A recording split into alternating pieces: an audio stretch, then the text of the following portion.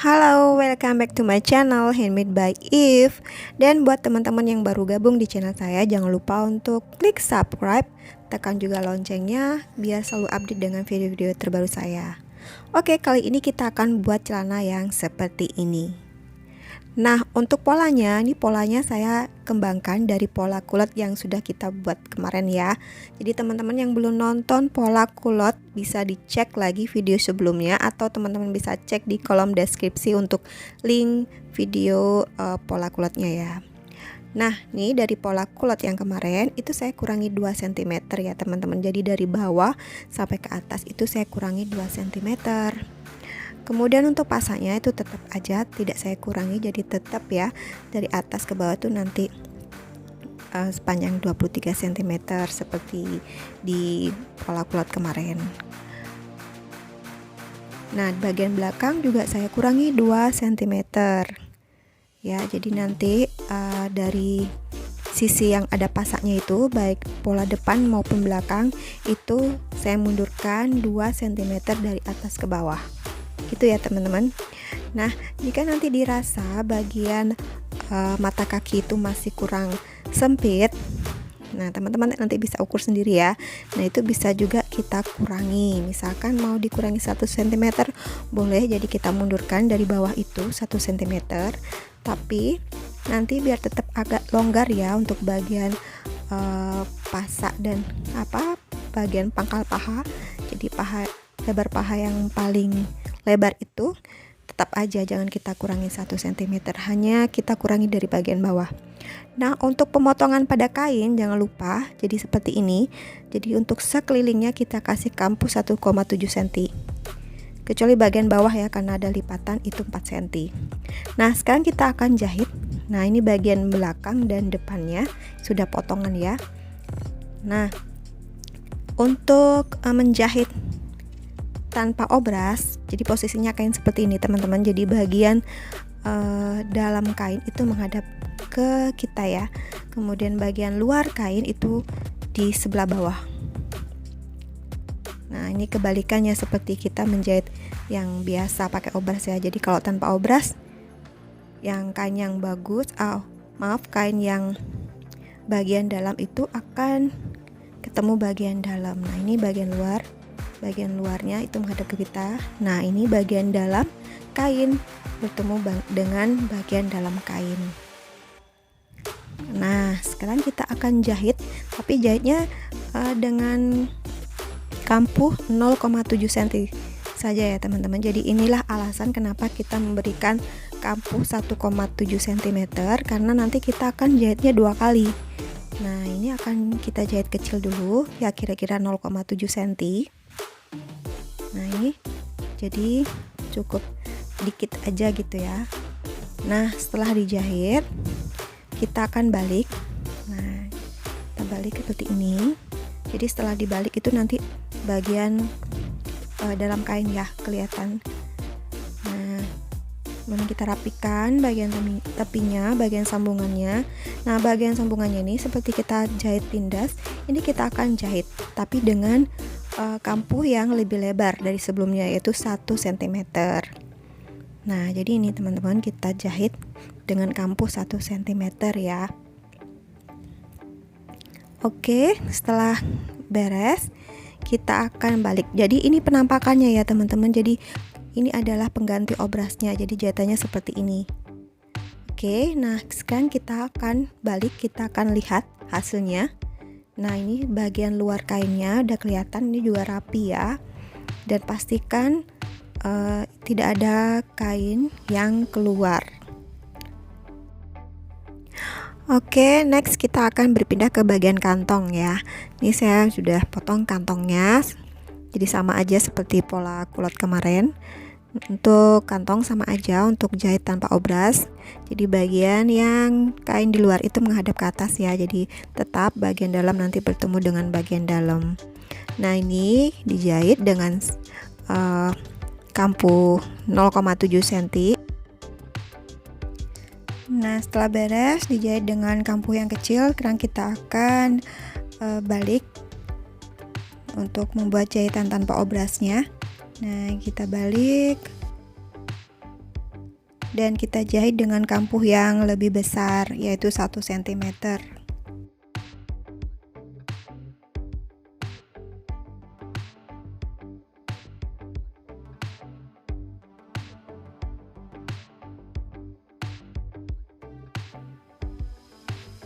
Oke, selanjutnya kita akan satukan ya bagian kantong ini ke bagian celana yang sudah kita jahit.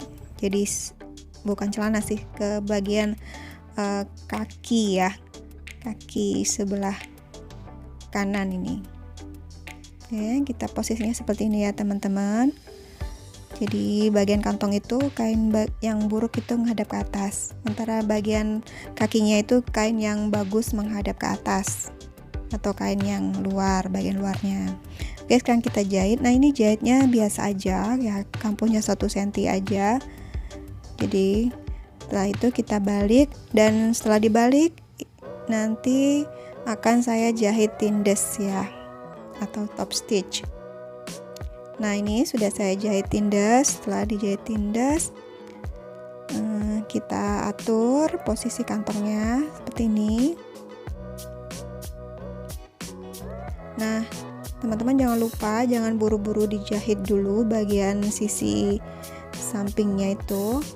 Kita akan jahit bagian bawah kantong ya. Jadi bagian bawah kantong itu kita akan jahit dulu. Nanti kalau nggak dijahit bolong dong. Nah, ini kita jahit juga tanpa obras. Kita balik. Nah, pastikan bagian kain yang dalam bertemu dengan bagian yang dalam. Nah, ini kita jahit dengan kampuh yang kecil dulu. Oke, setelah dijahit dengan kampuh yang kecil, ini akan saya balik untuk saya jahit dengan kampuh yang lebih lebar, yaitu 1 cm.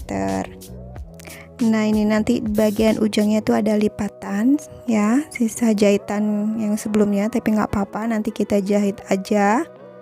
Nah, ini lipatannya. Nah, nggak apa-apa, itu kita jahit aja dengan kampuh 1 cm. Oke, setelah dijahit hasilnya seperti ini teman-teman. Nah, ini bagian dalam kantongnya ya.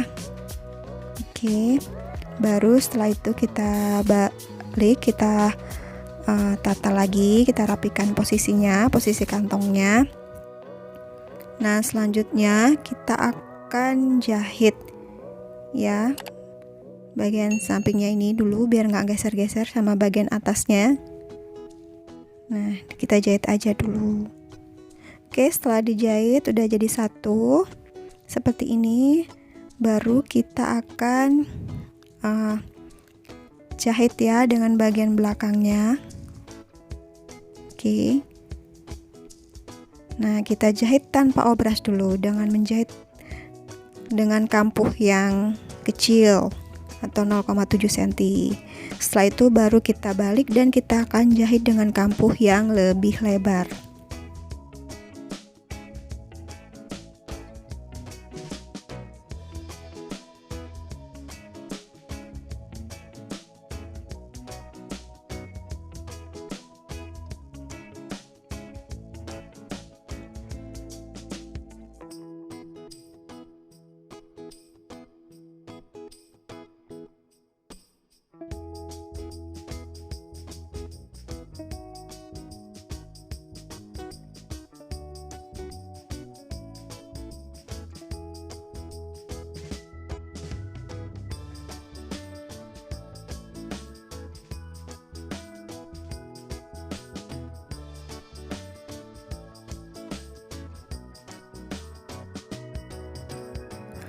Oke, setelah kita mendapatkan hasil jahitan tanpa obras ini, nah ini bagian dalamnya ya.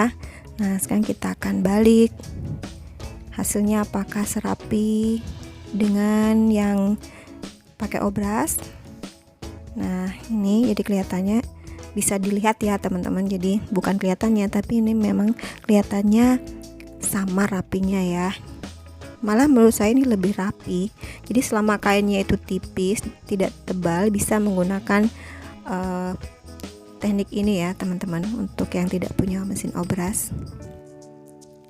Nah, sekarang kita akan satukan bagian celananya ya, bagian kaki kanan dan kiri.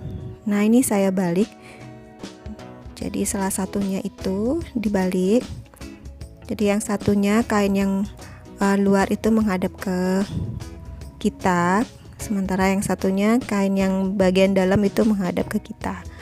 Nah ini posisikan yang sama-sama bagian kantong sama-sama ada di sebelah atas ya. Oke, nah sekarang kita masukkan ke bagian kaki celana yang sebelahnya. Nah ini kita akan menjahit bagian pasaknya ya, keliling pasaknya. Nah jadi pastikan, karena jahitnya tanpa obras, jadi selalu pastikan kain yang sebelah dalam itu menghadap bertemu dengan kain yang bagian dalam, sementara untuk kain yang luar itu akan menghadap ke kita. Jadi seperti itu ya. Bisa kan ya teman-teman dipahami? Ini saya sering ulang-ulang. Mungkin sudah 3 kali saya ulang ya. Nah setelah itu baru kita jahit dulu, jadi dengan kampuh yang lebih kecil. Nah ini kampuh lebih kecil. Oke, nah sekarang kita akan balik. Kita ambil dulu bagian celananya, sebelah celananya. Oke, nah sekarang celananya kita balik. Jadi untuk menjahit dengan kampuh yang lebih besar itu, kalau kita balik ini bagian kain yang bagian dalam ya, kain yang buruk ya, itu ada di sebelah luar. Nah ini kita akan jahit lagi ya untuk bagian pasaknya. Nah tadi kan sudah dijahit dengan kampuh kecil, nah sekarang kita akan jahit dengan kampuh yang lebih lebar. Jadi kita posisikan lagi, jadi masuk ya ke celana satunya, bagian celana yang kiri masuk ke bagian yang kanan. Nah kemudian kita jahit sekeliling pasaknya. Oke, ini adalah hasilnya ya teman-teman, jahitan tanpa obrasnya. Nah setelah itu kita balik. Nah udah dibalik, sekarang kita akan jahit nanti bagian bawah ya. Oke, ini saya perlihatkan dulu hasil jahitannya. Sudah rapi, tidak ada kain yang keluar. Nah bagian bawahnya juga kita jahit tanpa obras ya. Ini seperti biasa saya menjahitnya itu saya klim kecil dulu, kita jahit dulu, baru setelah selesai dijahit kita lipat lagi. Nah baru dijahit sekeliling.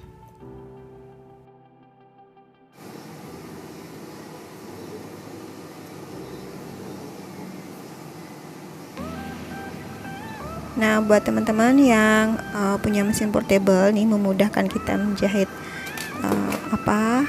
bagian lubang yang kecil nih, seperti lengan atau juga mata kaki, bisa dilepas dulu box savernya, terus kita masukin gitu ya ke bagian mesin jahitnya. Nah baru kita bisa jahit dengan cara memutar seperti ini.